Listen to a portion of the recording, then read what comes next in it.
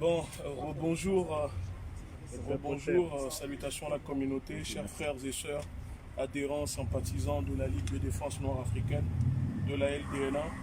C'est Iguchi Béanzan, porte-parole leader de la Ligue de défense noire africaine. Alors, voilà, comme on s'y attendait, j'ai été auditionné ce jour du 22 février 2021 au commissariat de Juvisy. Vous n'allez pas croire, mais bon, avec eux, rien n'est impossible. Pour, je cite, diffamation contre diffamation et injure contre les morts à l'encontre du criminel, parce que je persiste et je signe, fugitif, Charles de Gaulle. Une plainte déposée par les héritiers qu'on n'a jamais vu ni entendu sur les crimes de leur père, sur les Africains, au nom de Philippe de Gaulle et de Yves de Gaulle, qui ont déposé plainte contre la Ligue de défense noire africaine pour un tweet dénonçant, je cite, « Ils aiment les camemberts, mais pas son odeur, les génocides au Cameroun, Bénin, Togo, les millions d'Africains assassinés, tués par la politique de Charles de Gaulle. » Charles de Gaulle fut aussi un criminel et un fugitif de guerre, raciste, je cite, antisémite et responsable de millions de morts. Voilà la plainte qui a été déposée suite à ce tweet-là. Et donc, on s'est préparé, hein, et la bonne nouvelle que je souhaite annoncer au peuple africain, puisque eux ont utilisé cette même loi qui, à la base, pense que c'est réservé que pour les chimpanzés que nous sommes, mais cette même loi, cette guillotine est aussi valable pour eux. Alors, nous avons déposé aussi une plainte contre eux pour diffamation, calomnie et crime imprescriptible, complicité de crimes de leur père, puisqu'ils se montrent enfin pour dire que leur père a été insulté pour les crimes. Et donc on a déposé aussi plainte contre les crimes de Gaulle et on demande dans la plainte que les archives, que les dossiers soient déclassifiés afin que les Africains puissent connaître la vérité sur les crimes de Charles de Gaulle, le fugitif, contre les Africains, contre les millions d'Africains. Et pour finir, puisque je savais qu'aujourd'hui, ils allaient essayer de prendre la chose sous cet angle, parce qu'on est en train tellement de les démystifier, nous sommes tellement en train de déboulonner leur idéologie mortifère, morbide, que ça les dérange, ils vont déposer plainte. On n'a jamais vu la famille de Gaulle déposer plainte pour assumer les crimes de leur père sur tout un continent qui continue jusqu'à aujourd'hui, le système gaullisme. C'est pour ça que nous disons le gaullisme est une abomination que les Africains nous devons combattre. Et alors j'ai prévu un discours pour rappeler, pour expliquer le pourquoi nous sommes là, et ensuite je vais laisser la parole à mon frère de lutte qui est là ou à d'autres militants qui souhaitent ou qui souhaiteront s'exprimer. Donc, mes chers frères et sœurs, adhérents, sympathisants, si j'ai décidé de m'adresser à vous au nom de la Ligue de défense noire africaine, la LDNA, et à travers vous, au monde, c'est pour exposer au grand jour toute la laideur du système judiciaire français. Ce système abusivement appelé justice est en réalité un outil d'oppression en main des gouvernements qui sévissent sous la couverture épaisse et rigide de la séparation des pouvoirs. Quelle honte! Cette fausse séparation des pouvoirs sert simplement d'alibi et de tremplin au pouvoir politico-judiciaire, qui, de ce fait, aura toute la latitude d'abuser de son autorité. Mes frères et sœurs, adhérents, sympathisants, la jeunesse africaine, la diaspora, la communauté noire, aujourd'hui, c'est notre tour de subir les foudres de cette justice injuste. J'ai eu le malheur de croire au principe de liberté d'expression et d'en user dans un pays où ce droit nous est présenté comme inalléable. Ce principe n'est valable que pour certaines catégories de personnes bien nées dans ce pays. C'est une réalité indéniable. Peut-on nous expliquer pour quelles raisons la mécanique judiciaire ne s'enclenche pas contre les chroniqueurs de TV et radio qui tiennent des propos racistes de manière quotidienne contre les afro-descendants, les Africains? Pourquoi les préfets et magistrats ne réagissent jamais quand les théâtres, films, séries, publicités politiques et personnalités publiques s'engouffrent dans la négrophobie, ce qu'ils appellent en réalité le racisme, que nous appelons aussi l'antisémitisme. Nous passons notre temps à les dénoncer sans n'avoir jamais eu de retour de la part du système. Ce système politico-judiciaire s'est donné la tâche d'éteindre toutes les voix discordantes, toutes celles qui s'émancipent de sa propagande guerrière.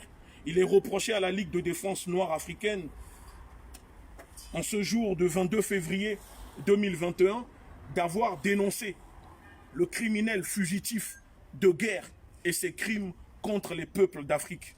Il est reproché à la Ligue de défense noire africaine d'avoir dénoncé une réalité que nous connaissons tous, cette réalité qui est la France-Afrique, qui continue aujourd'hui et que les Africains continuent d'en payer les pots cassés. Et nous voyons, nous savons tout ce qui se passe sur le continent, assassinats, meurtres, financement du terrorisme, les groupes armés pour balkaniser et déstabiliser ce continent. Vladimir Poutine disait, un système fondé sur une injustice croissante ne sera jamais stable ou équilibré. Je viens de répondre à cette convocation pour diffamation et injure contre les morts. Et j'ai posé la question aux policiers en disant, en Afrique ou en France? Parce que les morts, en réalité, c'est du côté des Africains qu'il y a eu les morts. Il n'y a jamais eu les morts du côté de la France. Peut-être. De Gaulle a tué des millions d'Africains. Jusqu'à sa mort, il n'a jamais été inquiété. Pas une plainte pour dédommager les victimes, ni reconnaître ces crimes imprescriptibles, même si aujourd'hui, une partie de la population française, en utilisant la technique dite des religieux catholiques pour dire que les crimes doivent être... il faut faire en sorte que ces crimes ne soient pas imprescriptibles. C'est-à-dire c'est la tolérance religieuse. Nous ne l'appliquons pas et nous ne sommes pas là-dedans. L'assassinat le 3 novembre 1960 du leader nationaliste camerounais de l'UPC, Phyllis Mounier, à Genève, par William Béchel, du SDES, aujourd'hui DGSE. 2500 civils tués par les militaires français au Burkina Faso sans raison au nom d'une lutte contre le terrorisme, ce même terrorisme que la France finance sur le continent africain.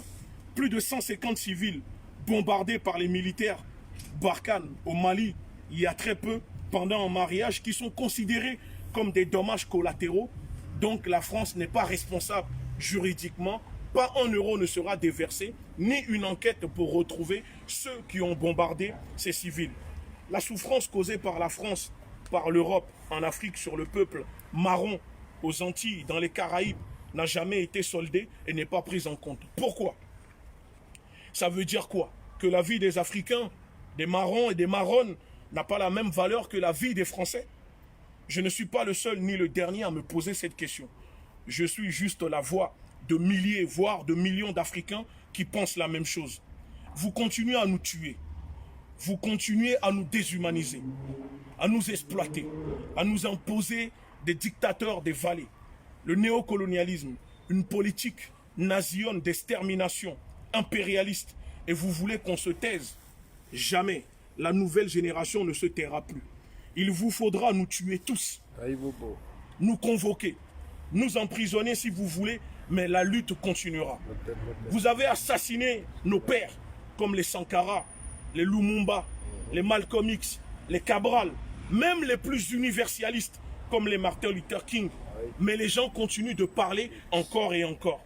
Ce n'est qu'une question de temps pour que la France, l'Occident, solde ses comptes avec l'Afrique. Et ce jour arrivera. Et ça a déjà commencé. Ils font croire au monde qu'ils sont des lions. Mais en réalité, si vous regardez bien, l'emblème de leur pays, c'est le coq.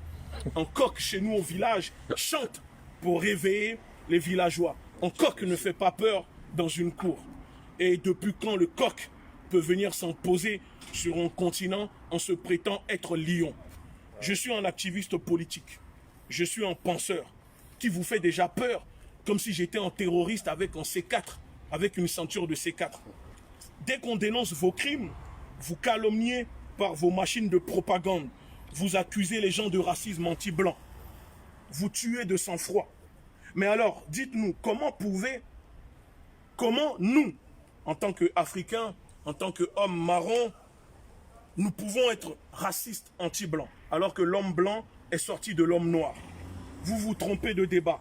Vous essayez de sauver le système, ce système criminel comme des lâches, des destructeurs de monde que vous êtes. Parce que maintenant, après avoir détruit la Terre, ils se préparent pour aller envahir la planète Mars. Ça prouve que ces personnes, vous comprenez ce que je veux dire. Vous pouvez nous emprisonner, nous intimider, nous convoquer, nous tuer. Mais sachez-le, que cela ne fait que renforcer nos convictions et nous rendre plus forts. Car cette lutte que nous faisons, comme nos pères, avant nous, contre le système, contre la France-Afrique, pour la restitution du patrimoine africain que mène mon frère à côté de moi, ici, moi Zoulou, pour rendre nos terres à nos peuples et libérer nos peuples, nous allons la gagner. Nous la gagnons déjà, car vous avez peur, tellement peur que vous essayez par tous les moyens possibles de nous intimider avec vos machines policières et judiciaires. Vous ne l'avez pas vu venir celle-là. Oui, des gens nés dans ce pays ou qui ont grandi dans ce pays et qui connaissent comment fonctionne le système de ce pays, qui aujourd'hui sont debout pour dénoncer et combattre aux yeux du monde entier la politique impérialiste nazione d'extermination de la France déguisée en démocratie sur le peuple africain. La France est un État brigand, terroriste, colonialiste, nazion déguisé en démocratie qui opprime et exploite son propre peuple. Alors vous imaginez ce qu'elle fait sur le peuple africain qui sont sans défense, qui n'existent pas aux yeux du monde parce que personne ne les calcule, parce que noirs. Et donc cela vous donne la liberté de venir nous tuer, nous exploiter, nous déporter, imposer l'esclavage et le néocolonialisme. La police française devrait avoir honte de me convoquer aujourd'hui en étant au service d'un système, d'une bande de criminels, un caste d'oligarques mafieux qui dépouillent, exploitent les peuples qui sont pauvres. Pour leur intérêt, encore et encore. Le rôle de la police républicaine n'est-elle pas de protéger le peuple contre ceux qui font du mal au peuple, au lieu d'être au service d'un système injuste qui criminalise la voix des activistes politiques, des organisations de défense des droits des humains vivant dans ce pays? La France doit comprendre qu'elle peut encore sauver sa face. Oui, elle peut encore se rattraper en montrant au monde entier qu'elle mérite d'occuper ce rang qu'elle occupe injustement au rang de pays des droits de l'homme. Elle ne peut pas continuer à siéger au concert des grandes nations le jour en prétendant lutter contre le séparatisme, l'islamisme et la nuit bafouer, exploiter, tuer les Africains pour voler leurs ressources, leurs richesses sans être inquiétés.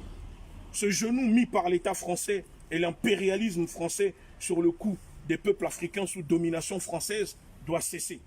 Les armes d'occupation française doivent au plus vite, les armées d'occupation française doivent au plus vite quitter la terre africaine. Ces forces militaires françaises seront plus utiles en France en faisant de l'humanitaire auprès de ces étudiants qui n'arrivent plus à manger par jour, qui vivent des situations de pauvreté et de précarité grandissantes, puisque 38% des Français en 2020 ont vécu la pauvreté. Il y a une fin pour tout et cela ne va pas tarder. Nous n'avons plus peur de dénoncer la politique nazione de la France, ni de la combattre idéologiquement, cette politique, cette philosophie mortifère, morbide de l'oligarchie française. La jeunesse africaine doit comprendre que l'animal, le coq, qui est la France, est blessé. Et pour cela, nous devons nous battre et n'ayons plus peur de le faire, parce que c'est pour nos enfants que nous sommes en train de nous battre. Et je finis en disant, la France a échoué en Afrique. Il serait temps qu'elle s'en aille avant qu'il ne soit vraiment trop tard.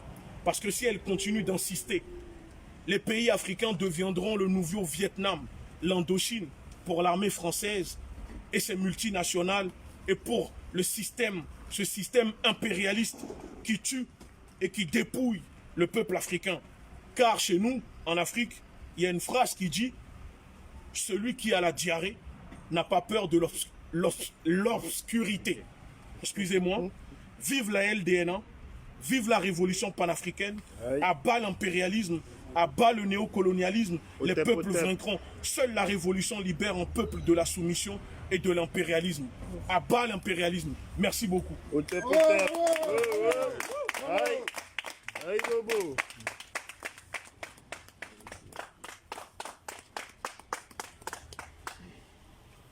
Bravo. Mes premiers mots iront d'abord à l'encontre de cette famille. J'aimerais condamner ici l'irresponsabilité et la lâcheté morale et intellectuelle de la famille de Gaulle pour avoir osé aller dans ce sens. Je pense que c'est encore une preuve de lâcheté et les institutions républicaines entre guillemets de cet État, comme on le sait, essuient toujours la bêtise intellectuelle et morale de ses dirigeants. Deuxièmement, je voudrais avoir une pensée à tous ces Algériens, à tous ces Algériens qui sont tombés lors du massacre de Chétif, à tous ces Malgaches qui sont tombés lors du massacre d'Antananarive en 1947, à tous ces Sénégalais qui sont tombés lors de tous ces massacres au camp de Tcharoy, à tous ces Camerounais qui sont tombés en 1967 lors de massacres pour exterminer notamment les combattants de l'UPC.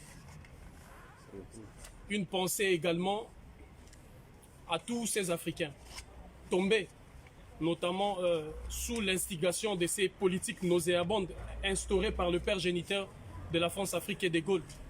Mes pensées vont à ces Africains notamment tombés au Congo-Brazzaville, à ces Africains tombés en Colosie, en République démocratique du Congo, à ces Africains tombés notamment en Guinée, sous la présidence du cher regretté camarade Ahmed Sékou Touré.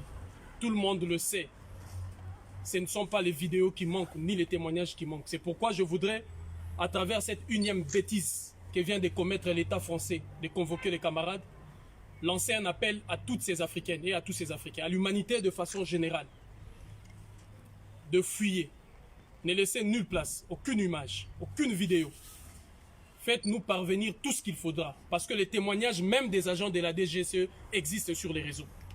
Les témoignages des ministres, des anciens ministres français existent. Les témoignages même de Focard lui-même existent. Parce que la France-Afrique, c'est De Gaulle. Les crimes qui s'en est suivi, c'est De Gaulle. L'armée française est une institution militaire qui fonctionne de façon verticale. C'est lui qui est en haut, donne les ordres. Et De Gaulle est le commandant suprême de cette armée.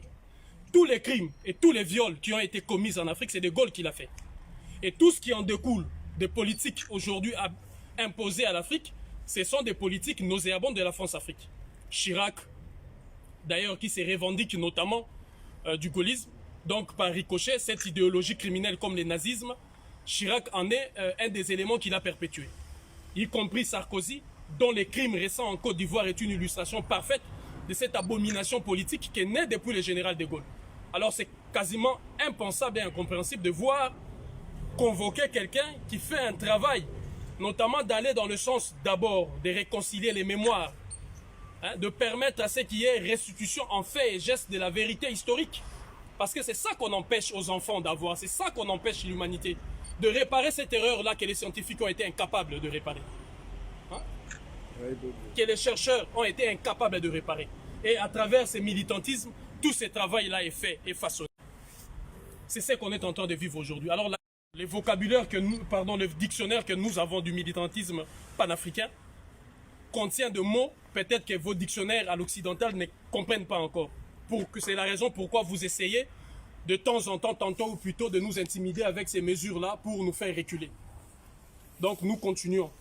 Et au-delà de ça, au-delà de cet appel, que vous nous fassiez parvenir tout ce qui est vidéo, tout ce qui est image, tout ce qui est témoignage de tous ces crimes-là horribles perpétrés notamment par De Gaulle, de par sa politique, de par ses ordres qui ont été donnés d'ici et là, et par l'entremise de celui qui est notamment les yeux, les oreilles et le pied de Gaulle en Afrique, Focard, qui ne manquait justement d'illustrer les innombrables crimes qui ont été perpétrés dans ce sens pour empêcher notamment l'Afrique d'aller de l'avant. Tous ces massacres qui ont eu lieu, en commençant par le massacre des Chétifs, le massacre des camps de Tcharoy, c'est justement De Gaulle pour empêcher les États africains, notamment naissants, d'avoir une politique, d'avoir le leadership de leur politique de défense et de sécurité. Raison pourquoi aujourd'hui l'armée française criminelle continue de perpétrer